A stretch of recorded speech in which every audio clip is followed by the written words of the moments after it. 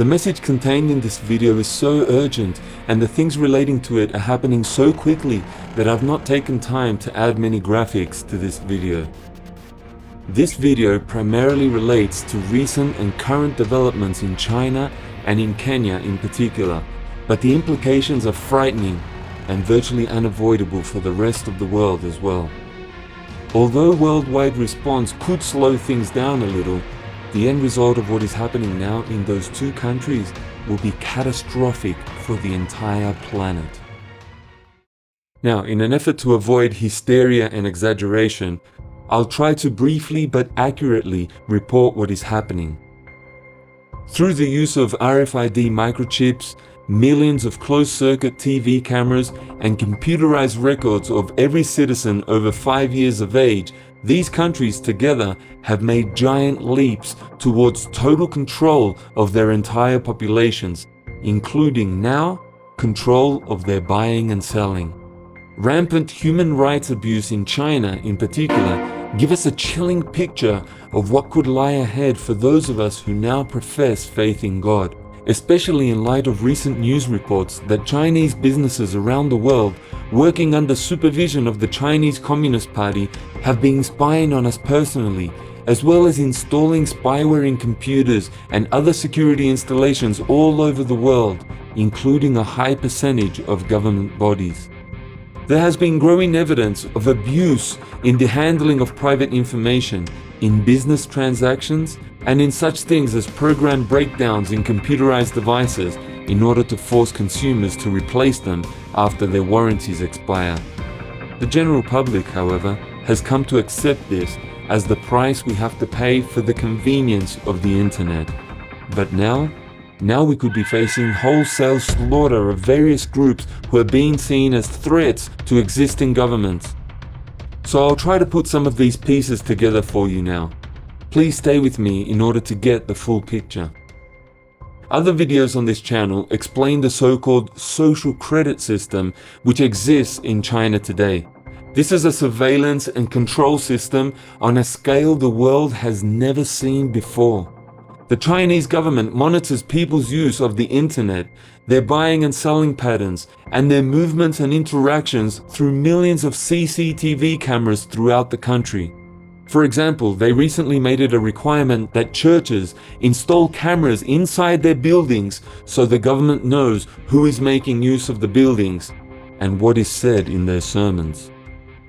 If the government deems someone a threat or doesn't like their behavior, then those people get low social credit points, and they're restricted in such things as how far they can travel, how much access they have to the internet, and in rental and job opportunities.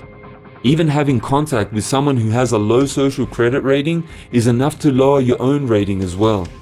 And they even advertise the names of people with low social scores so that other citizens know who to avoid if they want to protect their own scores.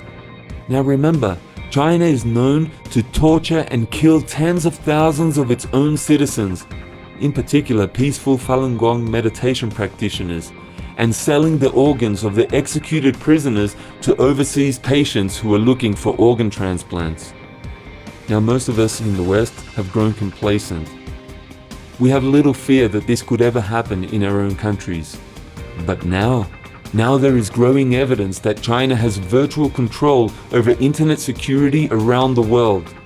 Through spy activity organized by such huge corporations as Huawei, so that they themselves could choose to target those of us with whom they have strong disagreements, especially if their economic control of the world continues to grow at its present rate.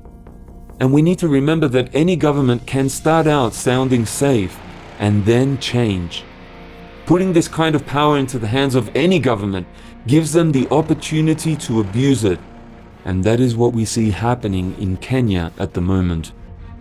My administration will complete a central master population database, which will be the authentic single source of truth on personal identity in Kenya.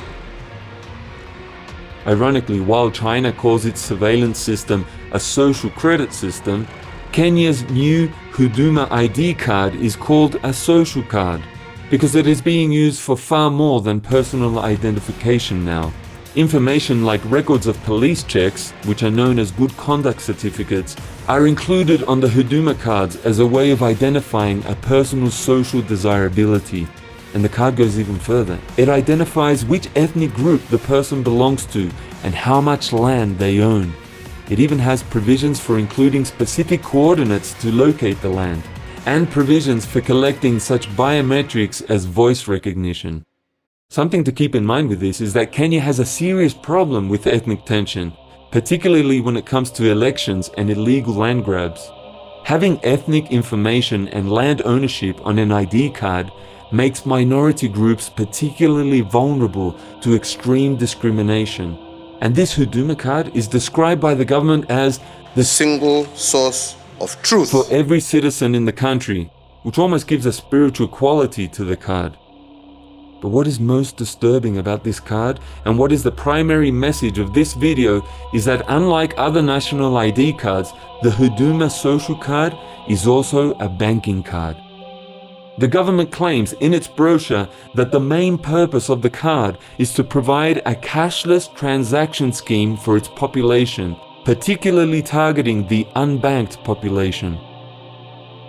Now, while there are claims that the Huduma card itself is not being forced on anyone, it will be mandatory for any monetary transactions with the government, whether it is receiving welfare benefits, paying for vehicle registrations, or even replacing a SIM card in your mobile phone. It can also be used as a regular bank account, including doing withdrawals from ATMs. Surviving without it is already unthinkable for most people. And here's another disturbing fact. The use of the card will be overseen jointly by both the government and the banks. Now that's a significant step towards totally merging the economic and political aspects of population control. The brochure provided by the Kenyan government unashamedly admits that it will be highly beneficial to both of them. This is what it says. Card issuing authorities are the government and the banks. Governments and banks are expected to cooperate as these social programs are highly beneficial for both parties engaged. There's very little mention of benefits to the citizens other than convenience and a chance for people to have banking who would not have otherwise needed it. So all it would take is the elimination of cash completely and a shift of this technology from a card to the body in the hand or forehead, and we will have exactly what the mark of the beast is described as in the Revelation. In fact, even now, the card provides for biometric identification through the right hand or forehead in the form of thumbprints or face scanning. And with most forms of ID involving biometrics, the two work together. Now, usually one must always have the card on them, but promotional information for the Huduma social card, which is being produced by a company called X-Infotech, refers to citizens needing either the card or biometric identification, and not to them needing both. Every time I travel, access government services, or make a payment, I need an ID document or biometric credentials to verify my identity. So the card itself appears to be only temporary, with plans to replace all the information on it with some kind of biometric identification a little further down the track. And that is where we need to give serious thought as to where this is all leading. A thumbprint or a facial scan can be used for identification already, and these are in the right hand and in the forehead. But if government and bank files are to be kept up to date, they need the information that so far is only included on the card to go with a thumbprint or facial recognition. Look closely. This is where that information is stored. It's called an RFID chip. Technology is already available to implant this chip under your skin in a capsule about the size of a grain of rice. And more advanced technology may even make it smaller. So what I am saying here is that this implantable RFID chip is the mark of the beast. It is already here, and we are just one very small step away from implanting it under our skin, thus fulfilling exactly what the Bible says about the mark of the beast. Here, let me read what the Bible says. The beast forced all people, great and small, rich and poor, free and slave, to receive a mark on their right hands or on their foreheads, so that they could not buy or sell unless they had the mark. Revelation 13:16-17. This beast, spoken of in the Revelation and elsewhere in the Bible, is a totalitarian dictatorship which gains control of all opposing governments and then sets to wipe out Christians in particular on a scale which is greater than any other previous persecution in the history of the world. The Bible is very clear that anyone with faith in God must never take this mark. It says, if anyone receives the mark on their forehead or in their hand, they will drink the wine of God's fury, which has been poured full strength into the cup of his wrath. They will be tormented with burning sulfur in the presence of the holy angels and of the Lamb, and the smoke of their torment will rise forever and ever.